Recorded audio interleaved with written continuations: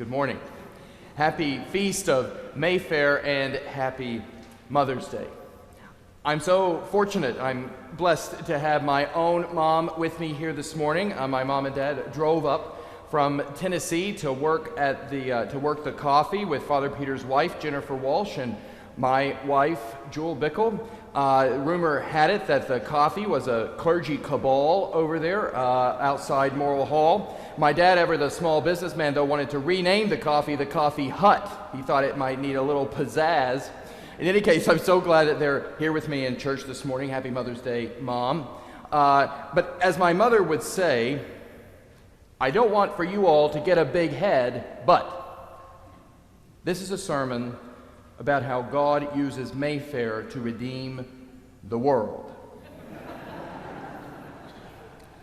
Now, the Gospel according to St. John is composed of at least 3 parts.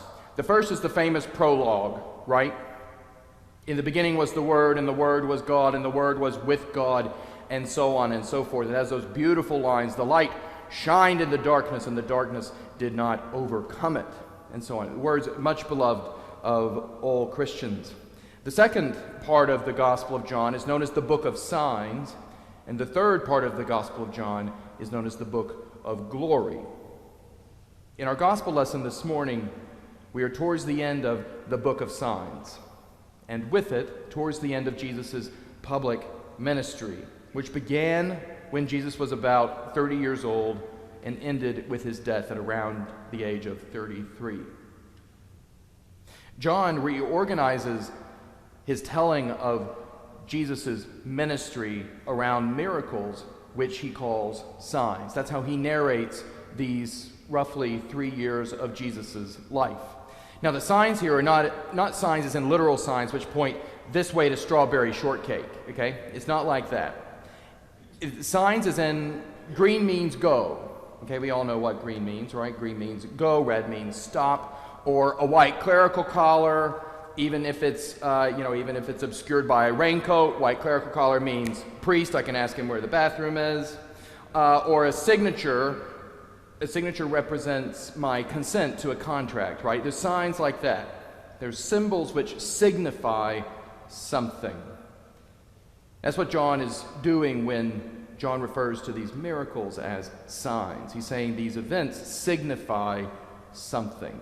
And the signs in the Gospel of John include the changing of the water into wine at the wedding at Cana, the healing of the royal official's son in Capernaum, the healing of the paralytic at Bethesda, the feeding of the 5,000, his walking on water, his healing of the man who was blind, and the raising of Lazarus, his friend. And our reading this morning comes from a long discourse between these last 2 signs, between the healing of the man who was born blind and the raising of Lazarus. A long discourse in which Jesus is comparing himself to a shepherd who takes care of his flock. And the Jewish religious authorities are gathered around Jesus in the temple, and they ask Jesus, that's too generous, they tell Jesus, if you are the Messiah, tell us plainly. Don't keep us in suspense. If you are the Messiah, tell us plainly. And that's a reasonable enough ask, isn't it? I can't blame them. I would imagine many of us, I certainly have told God some version of that. Show yourself to me. If you're up there, tell me. Give me a sign. Make it plain. And so on. Jesus replies to these incredibly devout and learned religious men, I have made it plain. I have told you. This is what Jesus is saying his signs or miracles have been for. The text says, I have told you, and you do not believe. The works that I do in my Father's name testify to me. The works that Jesus does in his Father's name are supposed to testify to who he is in the same way that green means go. For John, Jesus' healings and miracles are not just supernatural feats of grace and power. They are deeds of power, to be sure, but they're deeds of power which tell us who Jesus is. The Son of the living God, whose agenda is the healing, life, abundance, and flourishing of his creation. That's what we get from these signs. We learn who Jesus is, that he is the Son of the Father, and we learn who God is. We learn that God is a God of parties after weddings, and healings of people's children, and the feeding of countless multitudes. That's who God is. That's who Jesus is. And Jesus' works are signs of who he is in the way that coronation ceremonies end up signifying the power we vest in monarchs as heads of state in some countries, or in the way that we use the exchanging of vows and rings to signify the bond of marriage. Jesus is saying, my signs have told you plainly who I am. If you haven't gotten the message, it's because you've forgotten how to read them. It's equivalent of forgetting that green means go. My favorite theologian, the Catholic Hans Urs von Balthasar, about whom I preached my Good Friday sermon, and I'm happy to say I think Pat Norton in the back here behind the Reredos in the choir is a budding scholar of Hans Urs von Balthasar. I've won some of you over to this guy. But Balthasar has another idea which I just love, and it's that God longs to be visible. That this is one of God's deepest desires. God desires to be visible in the world God has made. And this is part of what the incarnation, God's becoming flesh in Jesus of Nazareth, was about. Balthasar doesn't get this, he doesn't invent this idea out of nothing. He gets it from the Gospel of John, from that famous prologue. The one that begins, in the beginning was the Word, and the Word was God, and the Word was with God. The last sentence of John's prologue says, "No one has ever seen God. It is the only Son, himself God, who is close to the Father's heart, who has made him known." See, Jesus, because he's God made flesh, is God made something we can see. God made something we can touch. Something presumably his disciples could have smelled from time to time.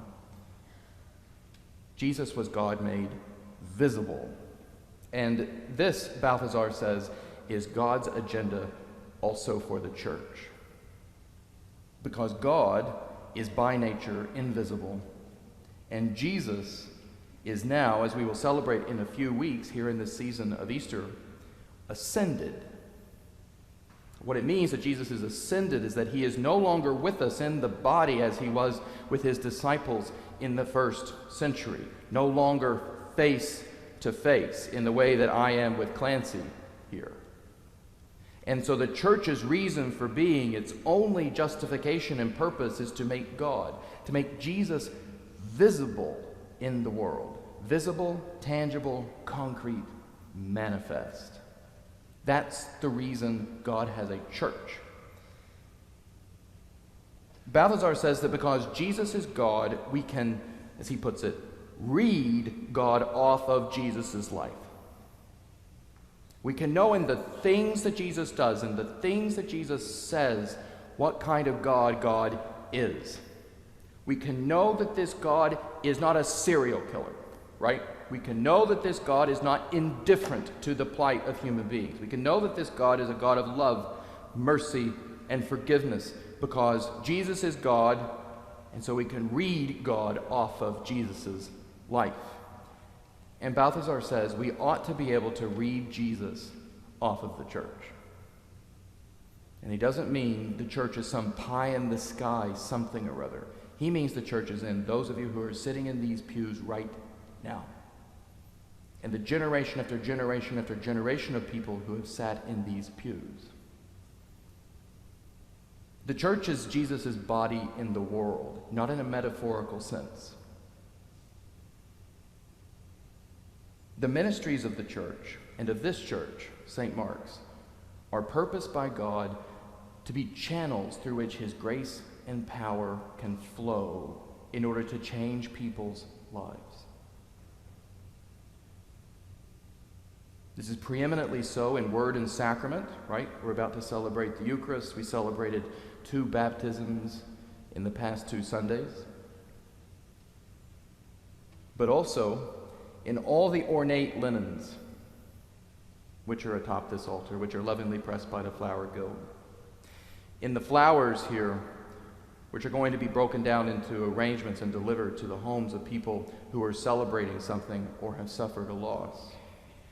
In all of the ministries which are hosted in all of the buildings of this campus, in glasses of water poured for families before the funerals of their loved ones, in oil smeared on the heads of those who are sick and lying in hospital beds, and so on, and so on, and so on. These things, these material things, these things which we can taste and touch and see, they are things which change people's lives, and they are ways that God is made visible.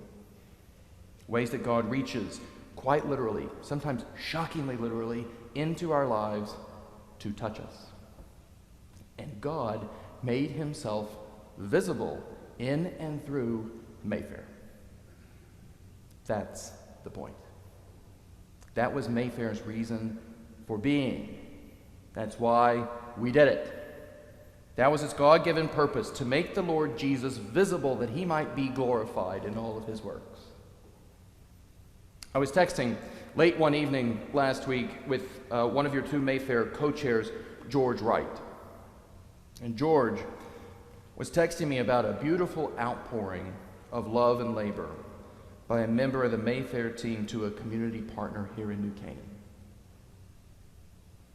George said that the goal of that Mayfair team member making this offering of love and labor to this community partner was that someone, and I'm quoting from George here, might find serious relief from his troubles in the fellowship of near strangers who materialized as friends.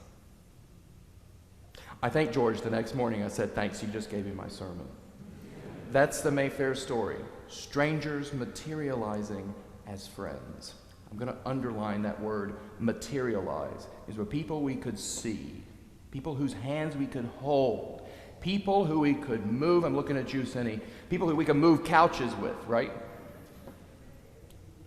I'm going to tell you all what I tell our lay pastoral caregivers when I'm training them with Charlene Berardino.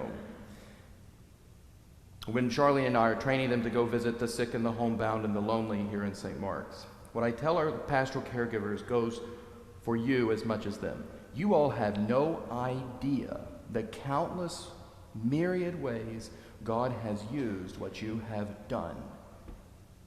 This weekend, this week, the last 6 months, the last year, you have no idea how God has used it to change people's lives. But to give you some idea, I just want for you to entertain this thought. I was taking my parents out to dinner.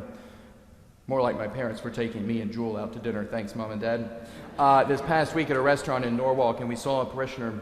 And this parishioner told us unprompted that she had her first kiss at Mayfair when she was a kid.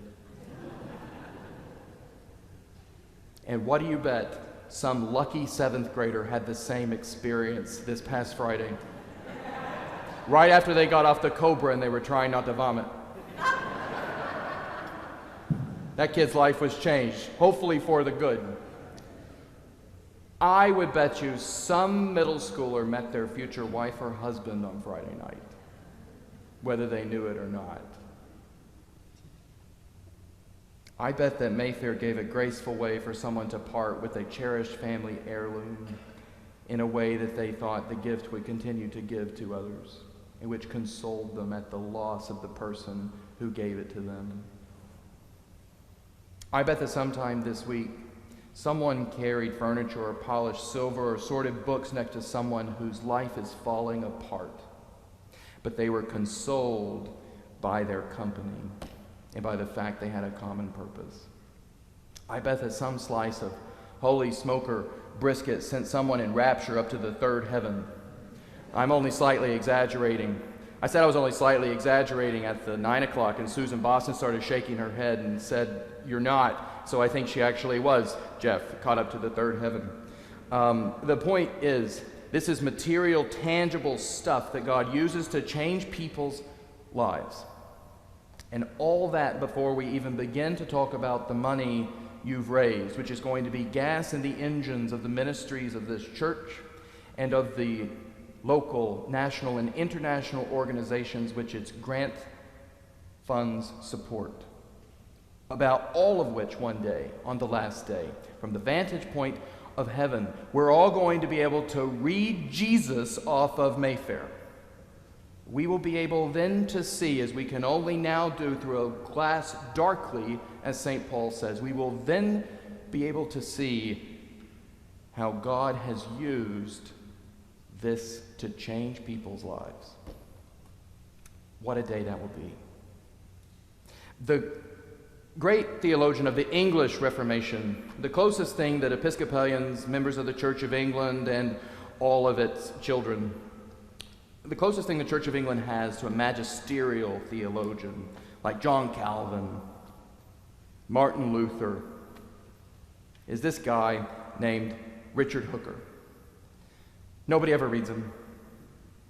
I kind of like that about him. He's kind of disappeared into the history of the church, which allows him to point to Jesus more easily, I think, because he's not such a celebrity. But Hooker says this about the church. He says the church is a supernatural society. And I am no Richard Hooker, but I'll give you my latest, hot off the presses. Mayfair is a supernatural fair. And anytime we ask God to make himself visible to us, to prove his existence to us, to make himself plain, I think it's as though God points to all of that, to all of this, to all of you, even to me, and says, I have. Amen.